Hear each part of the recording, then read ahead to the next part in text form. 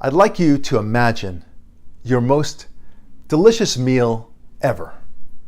Something that you might want, say, just before you know you're going to die. One of those kinds of meals. Is it a delicious medium rare filet mignon with a touch of risotto on the side that's just dabbed just so with herbs and spices? Perhaps some grilled asparagus? And then, of course, we have to think about the perfect wine. It's got to be white, a Chateaubriand maybe, just chilled, just so. And then don't forget dessert. My preference, a creme brulee. How perfect is that? And it has to be torched just before the waiter puts it down on your table. Isn't that the best? And then, now I want you to bring this all together and do me a favor. I want you to put all that food, the meat, the risotto, the asparagus, the wine, the creme brulee, put it all together and now dump it into a blender. Okay? Cover the blender and press frappe. Okay? Now, give it 2 or 3 minutes, let it blend away, and you've got this nice brown slushy thing in your blender.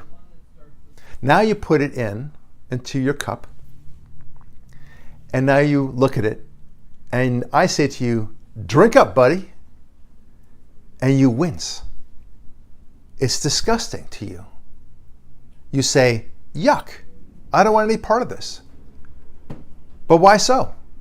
I mean, after all, isn't it exactly the same as what will eventually be in your stomach? Right? Once it passes the gullet, there it is in your stomach. It's exactly the same thing. Why not just do it this way? Why do I bring this all up? Because at the end of the day, the reason why we love this food is because of the separation of the meat on the one hand, the risotto, the asparagus. The presentation itself is what makes it so delightful. And of course, the different tastes which make it that perfect dinner that we were imagining. It's a work of art. And speaking of art, it's the same thing. When you look at Michelangelo's David, for example, or Leonardo's Da Vinci's The Last Supper. The Last Supper is just a bunch of paint when you think about it. It's so much purple, it's so much yellow, it's so much black, and so forth. And yeah, it's when you separate it out, it seems to represent Jesus and a bunch of bewildered men next to him. But other than that, why not just take the same amount of paint and toss it on a canvas and say, voila, it's art. And yet we know that it's not art. Same thing with writing. Take any favorite of great literature. Take Hamlet, for example, by Shakespeare.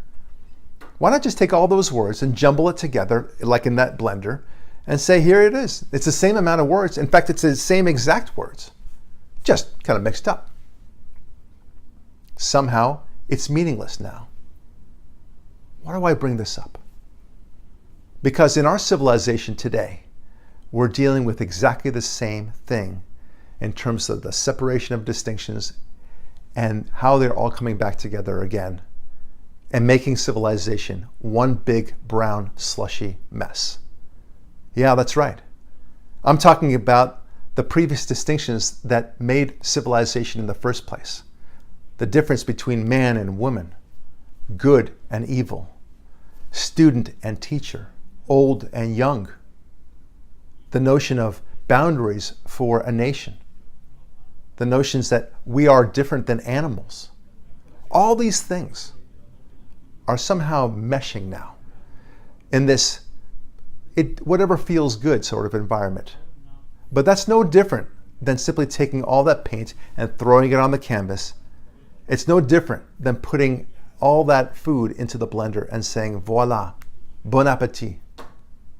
We don't want to live in a civilization which is just one big, messy slushy.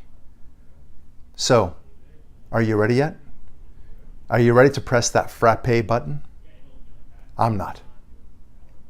I'm Barak Lurie. Thanks for watching.